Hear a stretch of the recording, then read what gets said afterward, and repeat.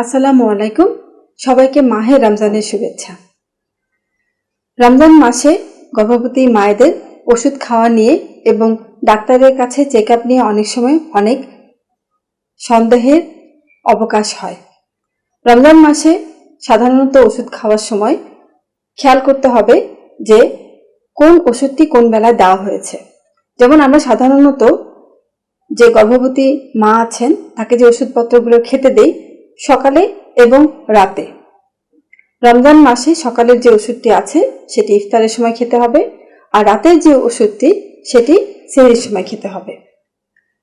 এরপরেও গর্ভকালীন চেক আপের সময় যদি এমন কোনো অবস্থার সৃষ্টি হয় যে যখন তাকে গর্ভবতী মাকে কিছু অতিরিক্ত ওষুধ সেবন করার প্রয়োজন হতে পারে, সেই সমস্ত ক্ষেত্রে 3 বেলায় যদি কোনো ওষুধ দিয়ে থাকে সেই ক্ষেত্রে একটি ইফতারের পর, একটি রাতের খাবারের পর এবং আরেকটি সেহরির পরে খাওয়াই ভালো।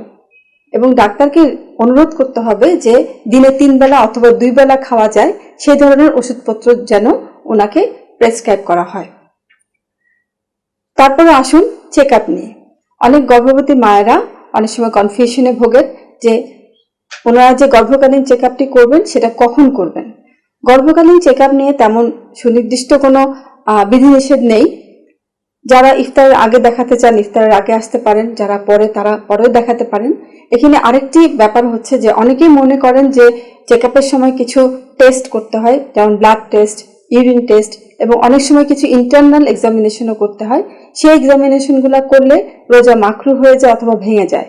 এর কোনো অবকাশ নেই, রোজা মাকরু অথবা ভেঙে যাওয়ার কোনো সম্ভাবনাও নেই। এমনকি আমরা প্রেগনেন্সির সময় যে টিকা দিয়ে থাকি, যেমন টিটেনাসের টিকা, সেই টিকা নিলেও কিন্তু রোজার কোনো সমস্যা হয় না।